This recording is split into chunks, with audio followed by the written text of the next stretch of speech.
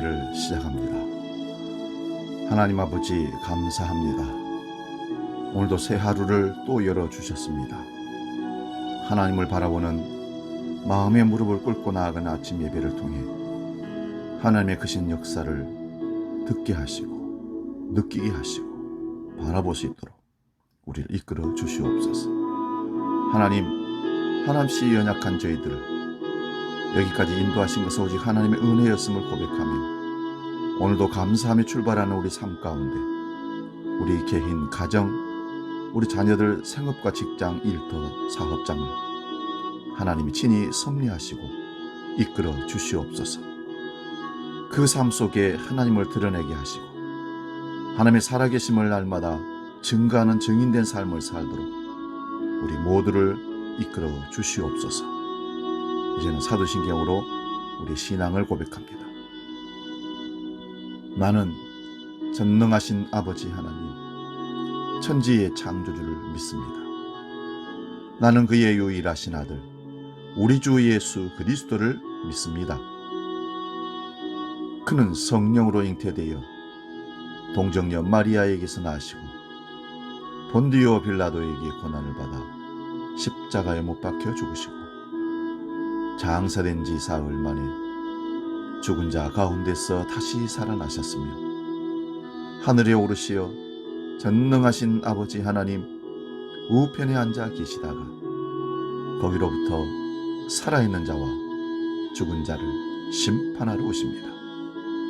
나는 성령을 믿으며 거룩한 공교회와 성도의 교제와 죄를 용서받는 것과 몸의 부활과 영생을 믿습니다.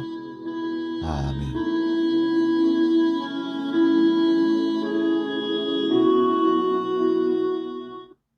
찬송가 286장 주 예수님 내 맘에 오사 함께 찬송하겠습니다.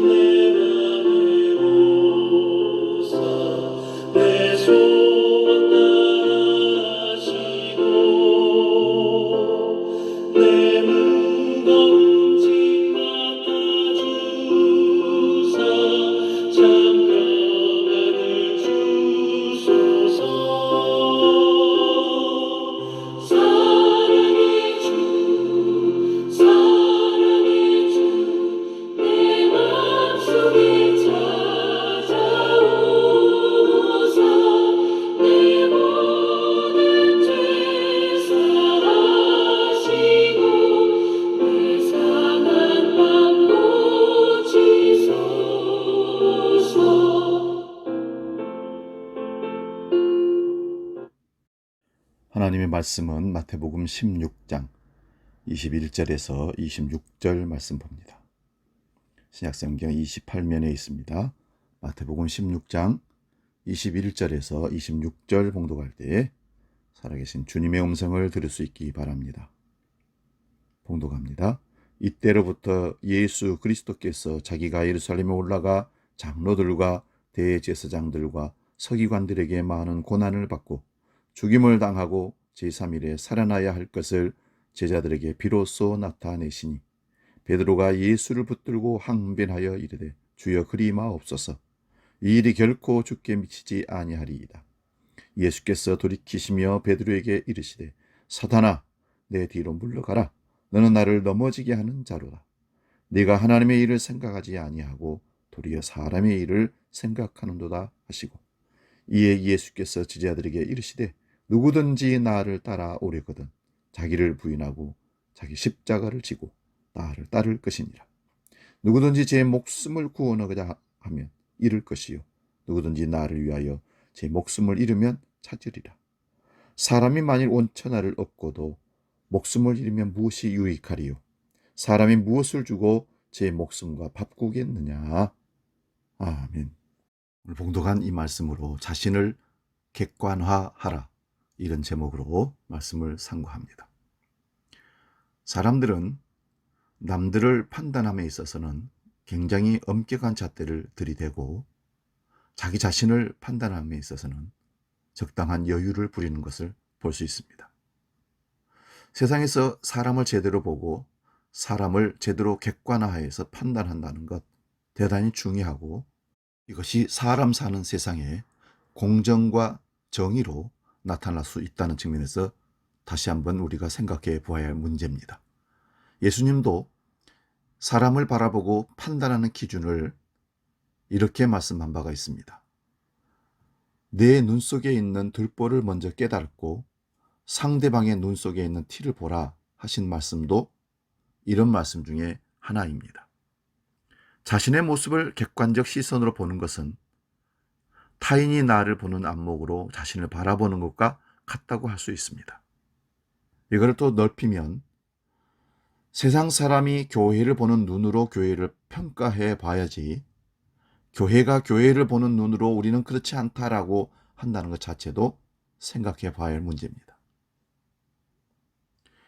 그리스도인이 자신을 객관화하는 것은 하나님께서 나를 보는 것과 같이 나를 보는 것이라 할 수 있습니다. 성경에는 1인칭인 나 자신을 2인칭 혹은 3인칭으로 말하는 사람들이 있습니다. 먼저 자기를 객관화하는 사람들의 예를 고라자손과 바울과 예수님을 통해서 우리가 확인할 수 있습니다. 시편 42편은 고라자손의 마스길이라는 제목이 붙어있는 시편입니다. 5절 말씀에 보면 내 영혼아 네가 어찌하여 낙심하며 어찌하여 내 속에서 불안하여 하는가. 너는 하나님께 소망을 두라. 그가 나타나 도우심으로 말미암아 내가 여전히 찬송하리로다. 나를 내가 너로 표현하고 있습니다. 예전에 기쁘게 하나님을 찬양하던 너는 어디 있니? 하며 자신을 권면하며 위로하고 있습니다. 우리도 가끔씩 이것을 쓸 필요가 있습니다. 너 그런 직분을 자이면서 집사이면서 목사이면서 장로이면서 너 어떻게 그 정도로 할 수밖에 없냐? 너 기도하는데 왜 이렇게 불성실하니? 너 헌신함에 있어서 왜 이렇게 게을러졌니? 그렇다고 자책하고 자기를 증오하라, 그런 말이 아닙니다. 나를 이렇게 세우려는 의도에서 이런 말씀을, 나를 1인칭인 나를 2인칭, 3인칭으로 써보자, 이런 얘기입니다. 또한 바울 사도의 예를 한번 볼까요? 고린도후서 12장 2절에 보면 내가 그리스도 안에 있는 한 사람을 아노니 그는 14년 전에 셋째 하늘에 이끌려 간 자라. 그가 몸 안에 있었는지 몸 밖에 있었는지 나는 모르거니와 하나님은 아시느니라. 바울 사도 역시 나라고 하지 않고 그리스도를 아는 사람, 믿는 사람, 그라고 자신을 3인칭으로 표현합니다. 중요한 표현을 할 때 자신을 2인칭, 3인칭으로 객관화합니다. 예수님의 예도 보면 누가복음 9장 58절을 보면 여우도 굴이 있고 하늘을 나는 새도 제 보금자리가 있으나 인자는 머리 둘 곳도 없다. 예수님께서도 자신을 인자라고 표현하십니다. 이렇게 자신을 객관화하는 데는 뭔가 이유가 있습니다. 예수님의 경우와 베드로의 경우를 한번 살펴볼까요? 오늘 본문 22절을 보면 베드로가 예수를 붙들고 항변하여 이르되 주여 그리 마옵소서. 이 일이 결코 주께 미치지 아니하리이다. 예수님께 이 말을 하는 그 베드로의 모습을 보면 마치 어른이 아이를, 후배를 책망하듯이 예수님께 대들었다, 그렇게 말씀할 수 있습니다. 예수님께서 자신을 생각하셨다면 베드로의 마음이 고마웠을 것입니다. 아, 네가 선생님이 나를 그렇게 끔찍이도 아끼는구나. 그러나 하나님의 일을 생각하면 그렇지 않다는 것입니다. 마태복음 26장 54절 말씀 봅니다. 내가 만일 그렇게 하면 이런 일이 있으리라 한 성경이 어떻게 이루어지겠느냐 하시더라. 여러분, 때로는 힘들고 고통스러워도 가야 하지 않겠니 하며 자신을 그 사명에 스스로 노출시키면서 오히려 자기를 부인하는 모습으로 사명을 따라가는 경우들이 있습니다. 예수님의 삶이 그랬습니다. 하나님의 뜻을 깨닫고 행동으로 옮기는 것이 나를 객관화하는 것이라는 겁니다. 우리는 교회 안에서는 성도 각자 개인입니다. 그러나 예배를 끝마치고 세상으로 나갈 때는 나는 객관화되어야 되는 것입니다. 하나님의 자녀라, 성도라.